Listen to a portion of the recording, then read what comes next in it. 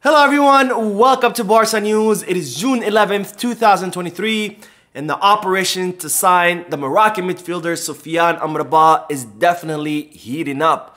Also, it's reported that Baena is an option that Barcelona are currently considering to reinforce the midfield. And finally, it seems that Ansu Fati is refusing to leave and is insisting on staying in Barcelona for the upcoming season. We have a lot to discuss, so let's begin.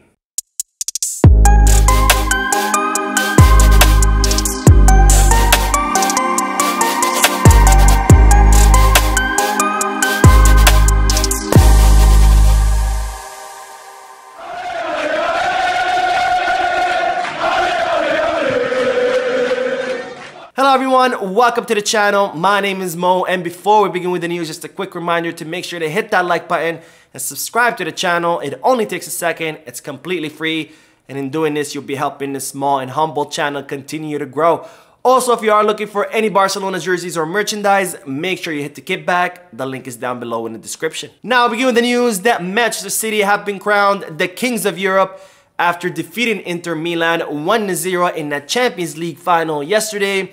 And with this, Manchester City have won a treble, the first in their history, having won already the FA Cup and the Premier League a few weeks ago. Now, this is Pep Guardiola's second treble of his career, having won the first treble with Barcelona in the 2008-2009 season, with what was the best Barcelona team in the history of the club.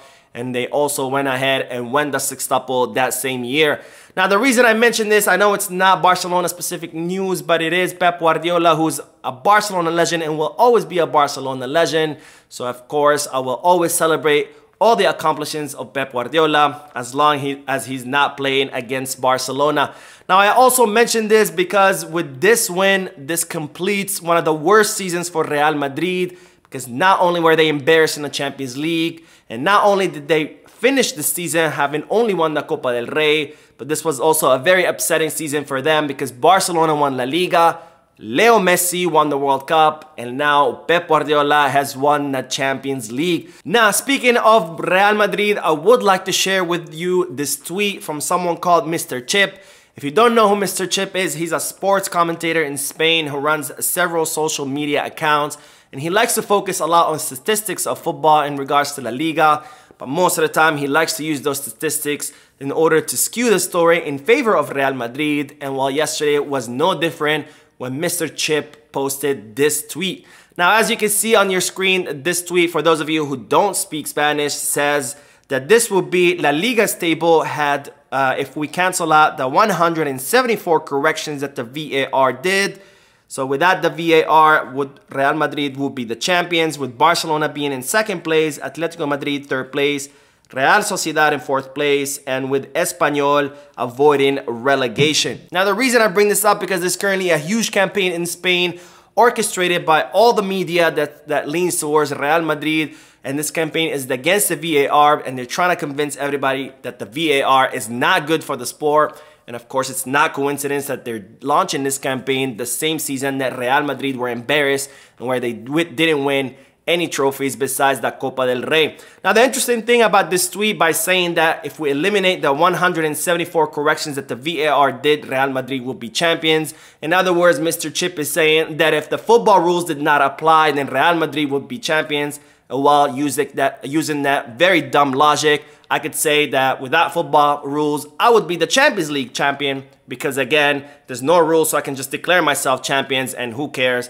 I am the champion after all if there's no rules that apply. Now, another thing that Mr. Chip is doing, which I don't think he really realized it when he posted this tweet, because even though he's trying to convince us that, you know, Real Madrid were cheated out of this La Liga season through the VAR, what he's actually proven to us is that we really do need the VAR, because if it wasn't for the VAR this season, then Real Madrid would have won a trophy that they didn't deserve. And of course, we have seen that in the past, where Real Madrid won 3 Champions League through refereeing errors.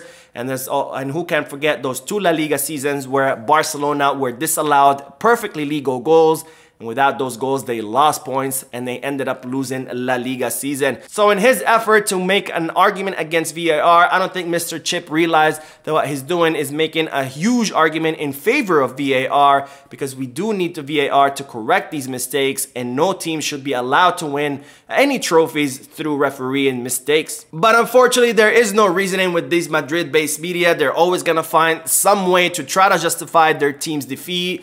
And this is one of the main reasons that I decided to start my channel, in order to combat this kind of absurdity that I always have, that I've been seeing for many years in the mainstream media in Spain. Now on to the news that the operation to sign the Moroccan Sofyan Amrabat is now heating up.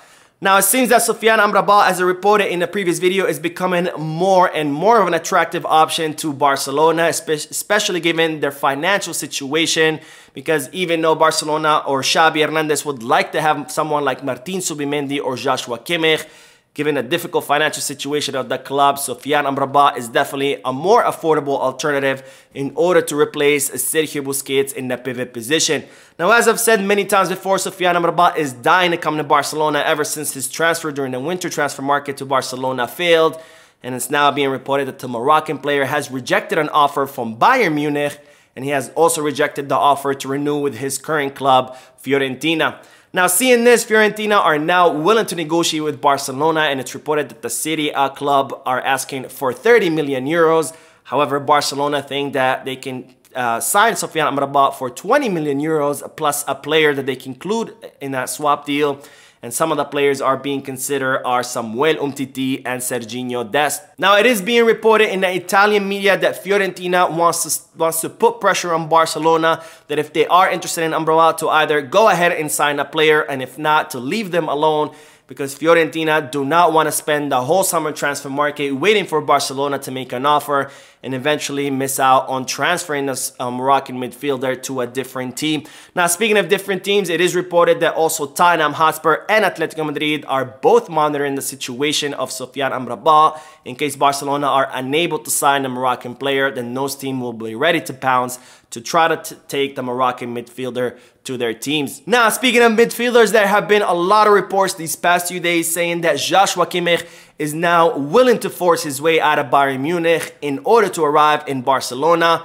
And while I'm here to tell you that there's absolutely no truth to these reports, as many reporters who are close to Bayern Munich and who are close to Joshua Kimmich's entourage has confirmed that this is not something that Joshua Kimmich would be willing to do. This doesn't mean that Joshua Kimmich does not want to leave Bayern Munich or has not considered leaving Bayern Munich, but if he was to leave the Bundesliga club, he would want to do it the right way by sitting down with Bayern Munich and explaining to them that he wants to leave, because given that Joshua Kimmich is an extremely important player at Bayern Munich, he's the captain of the Bundesliga club, and he's someone who has played most of his career at Bayern Munich. He is not willing to do something like force his way out of his current club. So there's absolutely no truth to these reports. Now, while we're still on the topic of midfielders, it's reported that Barcelona are currently considering Alex Baena as an alternative in case İlkay Gündoğan decides not to sign with Barcelona. Now, as I reported previously, Gündoğan has seemingly given Barcelona his verbal agreement that he's gonna join the club as a free agent once his contract expires with Manchester City. And Barcelona were reportedly expecting that Gündoğan could make an official announcement after the Champions League final. But to their surprise, İlkay Gündoğan did not make any statements, and instead he said that he was still thinking about his future and didn't know what he was going to do, and that he was going to take this upcoming week to decide what his future will be. So I guess we are going to have to wait for that official announcement for the player himself, whether he's going to be joining Barcelona this summer transfer market. But in case that Barcelona cannot sign İlkay Gündoğan and he decides to renew his contract with the Premier League club, Barcelona are reportedly considering Alex Baena. Now, if you haven't heard of Alex Baena, he's a 21-year-old interior who currently plays at Villarreal, and he has had a pretty good season with his current club. And it's reported that Xavi really likes the player and thinks that he has the perfect qualities to be a good interior for Barcelona. Now, the only problem with this alternative is that Alex Baena renewed his contract with Villarreal at the beginning of this season until 2028. and that increased his release clause to 60 million euros, which would make this operation pretty difficult for Barcelona to accomplish. But nonetheless, it is an alternative option for Xavi Hernandez in case Ilkay Gundogan does not come to the club. Now, if you feel like you've heard the name Alex Baena before, that's because he's the player who Federico Valverde punched in the face after that match between Real Madrid and Villarreal. And we have yet to see any kind of suspension or any kind of punishment towards Federico Valverde.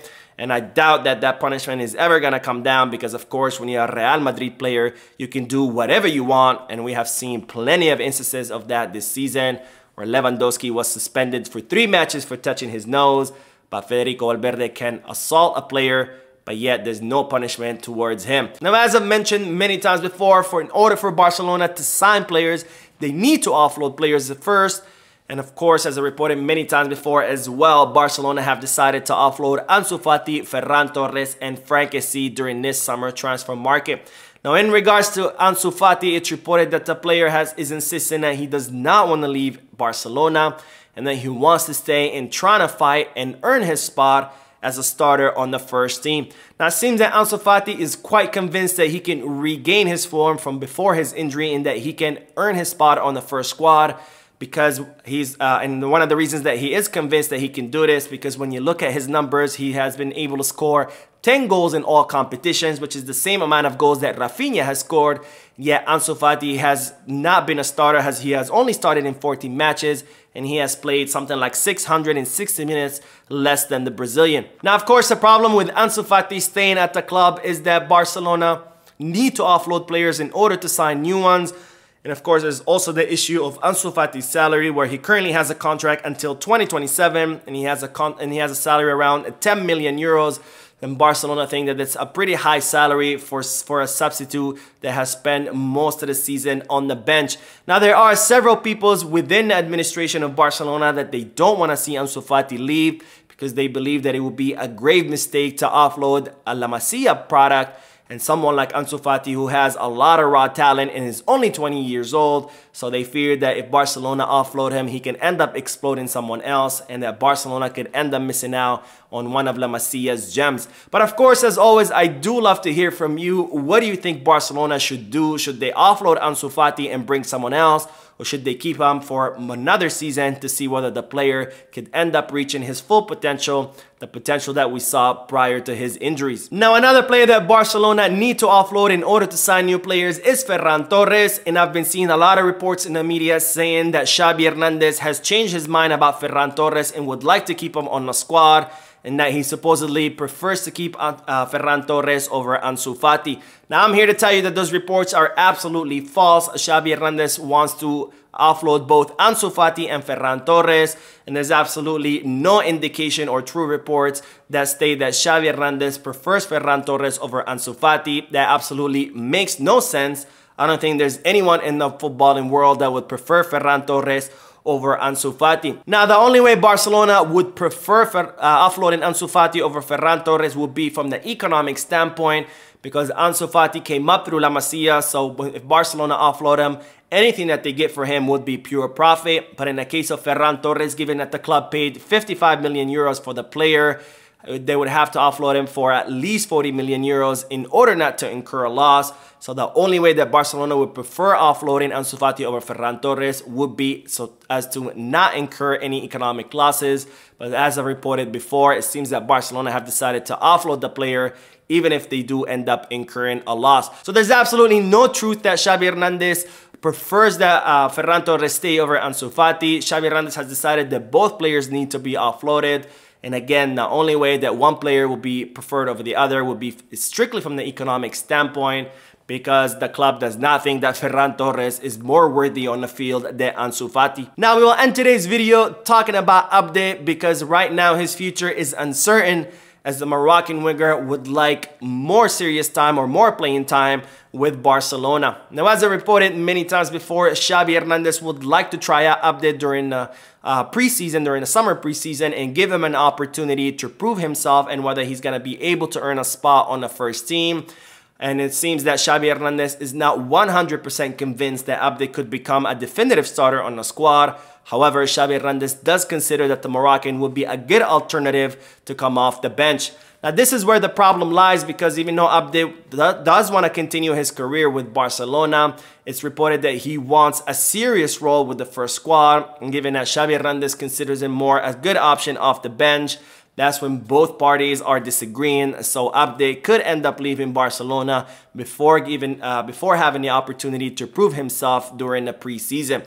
Now, as of now, the plan still remains that for Xavi Hernandez to give Abde an opportunity during the preseason. But if the Moroccan does decide that he wants to leave because he wants a starting position on the first squad, and Barcelona think that they can offload him for around 15 million euros, which is not a bad operation for the club, given that Barcelona only paid 2 million euros for Abde. So that is it for today. I hope you enjoyed the video. If you did, please give me a like. Also, I would like to invite all of you to please leave a comment down below, giving me all your thoughts and opinions about all the news that I share with you.